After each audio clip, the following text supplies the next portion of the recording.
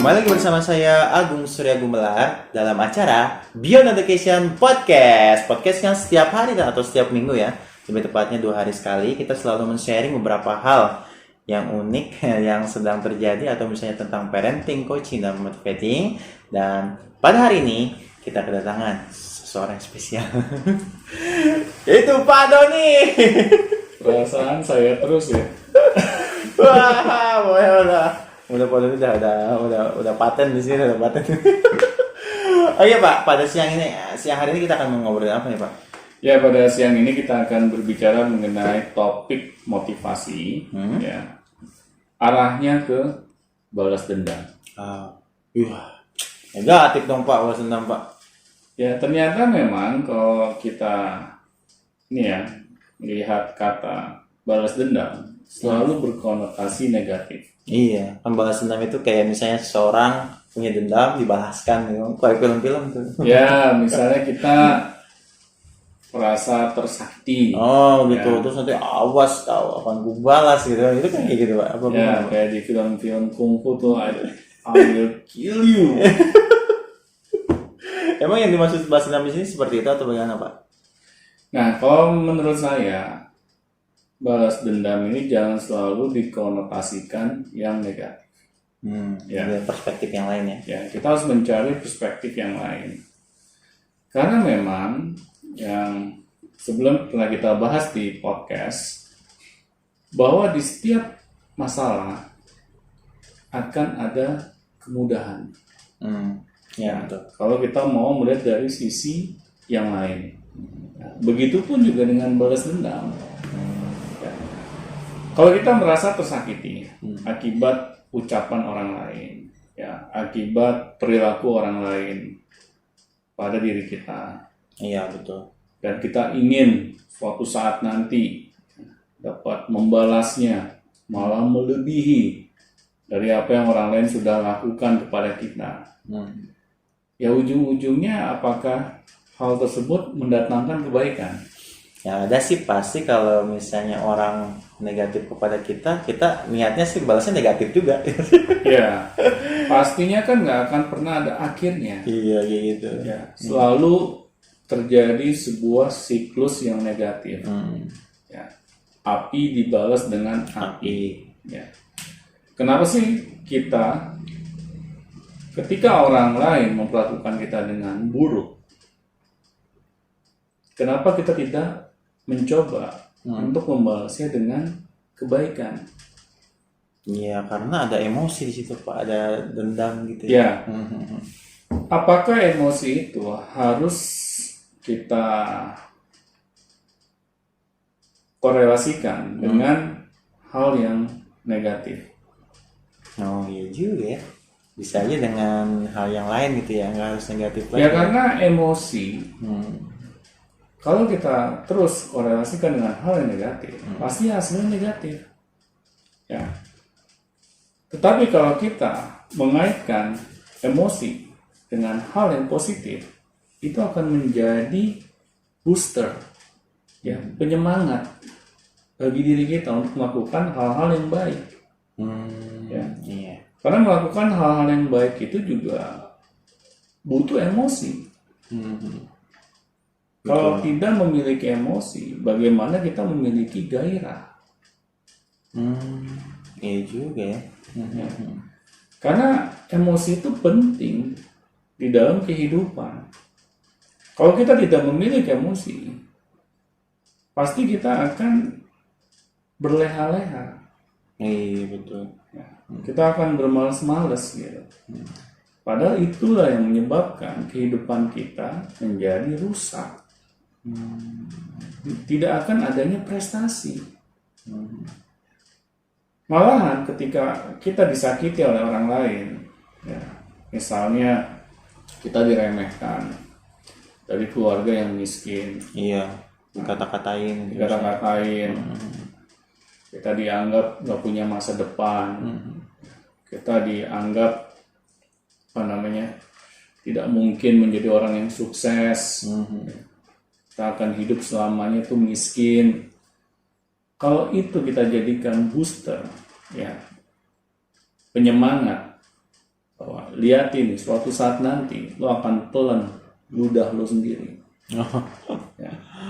Iya, berarti Gua akan buktikan dengan prestasi. Oh, jadi membalasnya dengan positif gitu ya? Iya benar. Cara yang positif. Oh.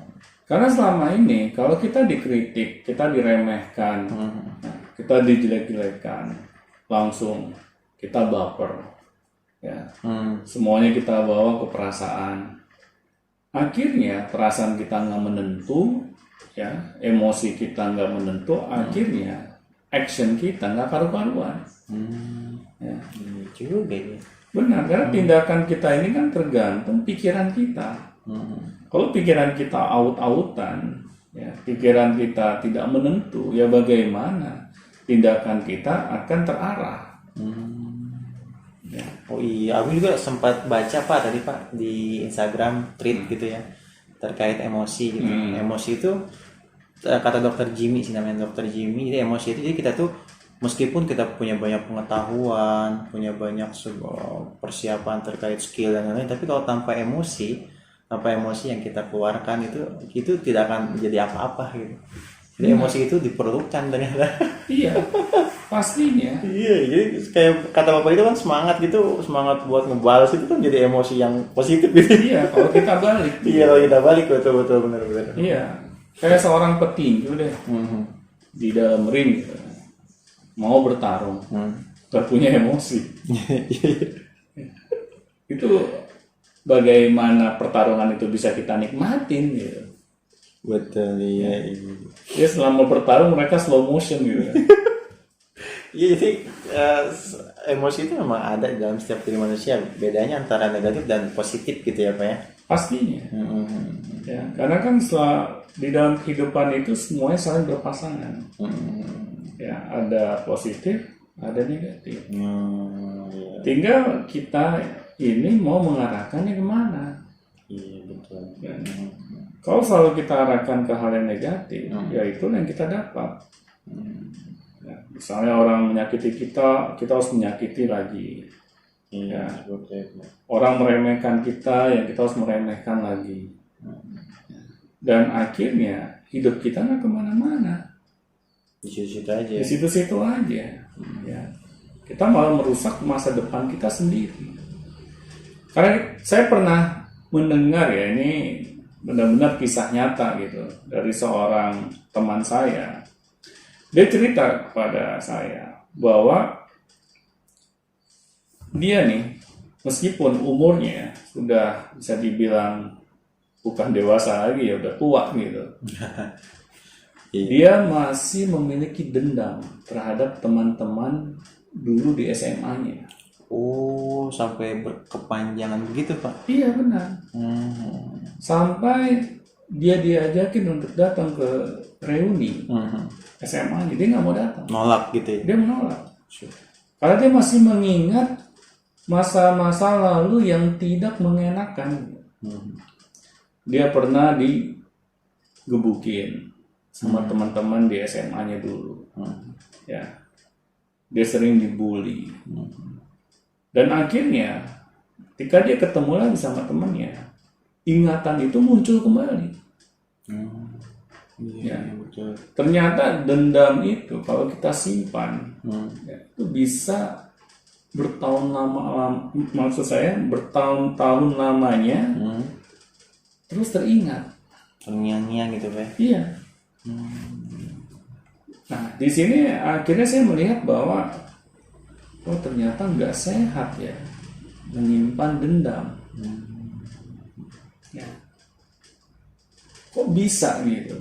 Padahal kita secara umur nih sudah bisa dibilang bukannya muda lagi ya, udah punya beranjak, anak. Punya anak tua, kali gitu. dia udah punya anak Pak? Sudah punya anak. Masih asli ya. Gitu. Tapi kok masih menyimpan pengalaman-pengalaman buruk gitu di dalam dirinya. Oh, jadi menyimpan dendam itu sangat membahayakan ya Pak ya sebenarnya. Pastinya. Jadinya kita kalau ketemu orang yang dulu pernah menyakiti kita, langsung berjantung berdebar-debar, misalnya. Ya. Terus pikiran itu ya, jadi kalut gitu. Ya. Karena teringat secara otomatis pengalaman dulu yang pernah kita rasakan. Dan akhirnya kita seperti menutup diri. Nah, bagaimana Pak cara menyalurkan dendam itu dengan baik gitu Pak? Ya, kalau saya sih melihatnya hanya ada satu cara. Oh, itu Pak. Kita harus menunjukkan prestasi kita. Oh, jadi arahkannya ke sana ya. Benar, Dendam itu kayak bahan bakar gitu, tapi arahnya positif. benar. Dendam itu yang dari Agung bilang kita jadikan bahan bakar gitu, atau booster, menjadi penyemangat kita di dalam kehidupan. Ya. Pastinya teman-teman nih, ketika ada reuni gitu, Iya. ya kan kita ketemu nih sama teman-teman kita dulu. Iya. Ya. Tahu lah borok-boroknya gitu. Terus melihat kita yang dulu kita sering dibully, kita dianggap remeh. Ternyata waktu kita datang ke reuni, kita adalah orang yang paling sukses di situ. Ya. Pasti teman-teman yang dulu pernah meremehkan kita, membuli kita, saya yakin mereka akan malu. Iya juga. Pasti itu. Sampai ke situ ya arahnya. Benar. Oh, ini anak dulu gua istilahnya gua kecilin gitu kan. Iya, tidak meremehin. Gua nggak anggap gitu. Ya. Ternyata dia yang paling sukses sekarang di SMA. Ya. Iya. Nah, di sini kan orang yang suka membuli kita, jadi mungkin takut untuk mendekati kita. Kita balik situasi dan kondisinya, tapi bukan dengan balas dendam yang arahnya negatif ya. Iya, misalnya kita datang ketemu Tanjok. Apaan lu? Dulu nonjok gua gitu. Ini sekarang ronde kedua. Nah, ini yang kita kadang nggak menyadari bahwa Tuhan memberikan kondisi yang tidak nyaman bagi kita. Ya, itu ada tujuannya. Iya, kita harus paham lah, harus sadar gitu Pak ya. Benar. Ya, alhamdulillah saya semasa sekolah belum pernah yang namanya dibully, ya, atau ada orang yang menyakiti perasaan saya sampai saya teringat saat ini. Tetapi hal tersebut membuat saya jadinya sadar gitu, ternyata dulu saat saya dulu pernah membuli Iya gitu ya. ya, itu sebenarnya secara tidak langsung saya memicu orang lain untuk balas dendam, ya, Betul. pada diri saya gitu. Ya mudah-mudahan aja orang-orang yang pernah merasakan tindak tanduk saya gitu yang kurang menyenangkan dulu ya dapat memaafkan diri saya juga. Ya. Karena ya yang namanya masih anak-anak muda kan, kita kadang nggak sadar ya melakukan hal-hal yang kurang mengenakan gitu. Dan berharap yang punya dendam itu diarahkan ke yang positif gitu. Iya, kalau dia bisa mengarahkan ke hal yang positif, Iya. ya insya Allah hasilnya juga positif gitu. Karena banyak orang-orang sukses saat ini itu dikarenakan zaman dia masih sekolahnya sering diremehkan. Oh iya Pak, ada yang menarik nih. Apakah setiap orang itu harus mengalami masa-masa kayak seperti ditindas atau diremehkan? Jadi yang aku perhatikan sih memang orang-orang yang seperti itu dulunya yang misalnya sering ada dua kemungkinan sih jadinya, ada yang ada kemungkinan orang itu semakin terpuruk, ada kemungkinan orang itu menjadi baik gitu. Jadi kayak misalnya orang-orang yang dulunya itu sering menghadapi masalah-masalah sosial lebih tepatnya ya, masalah-masalah sosial seperti bullying atau misalnya tawuran dan lain-lain, itu malah di kehidupannya akan datangnya tuh dia tuh jadi bijak gitu. Ya, kalau saya sih ngelihatnya 50-50 sih. Iya, ada dua kemungkinan Ada ya. kemungkinan. Tapi Iya. memang kebanyakan anak-anak yang dulunya bandel, Bandel gitu kan kayak gitu. sudah dewasanya jadi orang yang sukses. Karena anak-anak yang bandel ini memang mereka ingin membuktikan gitu ke khalayak bahwa dia ini memiliki sesuatu yang ingin dia tunjukkan. Nah, itu gimana Pak prosesnya Pak dari bandel jadi sukses itu kira-kira? Ya biasanya orang-orang yang bandel ini orang yang tidak ingin berada terus di zona nyaman. Ya. Oh, gara-gara itu ya. Dia ingin selalu mengeksplor. Ya. Keingintahuan itu sangat besar. Ya, kadang kita melihatnya nyeleneh gitu. Iya. Kita melihatnya bandel. Gak jelas gitu ya. Kalau dari perspektif kacamata yang negatif. Tapi kalau dari kacamata yang positif, ya orang ini sedang mencari jati dirinya. Ya makanya orang-orang yang seperti ini nggak bisa diem. Dan saya melihat orang-orang yang sukses itu orang-orang yang nggak bisa diem. Ya, dia selalu mencari tahu, dia selalu berinovasi, ya. Dia selalu ingin menjadi problem solver. Ya, akhirnya hal tersebut yang membawa dirinya ke tingkat kesuksesannya.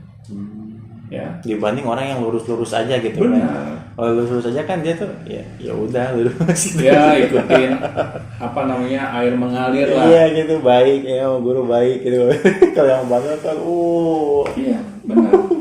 Dan saya ya jujur aja gitu, hal-hal yang dulu saya rasakan gitu di zaman sekolah, yang sampai wali kelas saya tensinya naik gitu kan, menjadi pembelajaran gitu bagi diri saya. Dulu saya seperti itu ya karena saya merasa kurang diwadahi ya, potensi saya. Akhirnya ya ngawur gitu. Ya seenaknya gitu. Nah, di sini saya ya pertama menyesali juga karena kekurangan ajaran saya suka berbuat yang aneh-aneh gitu kan terhadap guru, ya teman-teman gitu. Nah, tetapi kalau saya tidak melewati fase itu, ya mungkin sampai saat ini saya tidak pernah berani gitu melakukan sesuatu. Dia ada hikmahnya juga ya Pak? Pastinya ada hikmahnya. Karena orang yang berhasil pasti memiliki keberanian. Dia mau mengambil resiko. Ya, dia juga mau menghadapi resiko. Ya. Tidak lari dari masalah. Ya. Kan kebanyakan orang kalau sudah mentok nih, lari ya. atau pura-pura nggak tahu. Pura-pura nggak tahu, takut gitu kan, menyelesaikan masalah yang dia buat gitu kan. Iya benar. Nah, tapi di sini saya melihat bahwa pengalaman dulu saya yang kurang menyenangkan itu jadi bekal saya gitu di saat ini. Kerasanya itu sekarang gitu ya Pak? Benar. Karena itu sebuah kehidupan itu kan memang berjalan, pasti ada yang mengaturnya gitu. Ya. Dan kalau kita mau ambil yang positifnya, pasti ada hikmah yang dapat kita ambil. Ya. Banyak orang yang meratapi nasib gitu. Ya. Misalnya saya ini lahir dari keluarga yang broken home, misalnya. Akhirnya dia merasa nggak pede, ya, apalagi ditambah dihina sama teman-temannya gitu kan. Makin tuh dendamnya. Ya, makin dendamnya tuh kesumat gitu kan. Karena dia merasa dihina gitu kan keluarganya.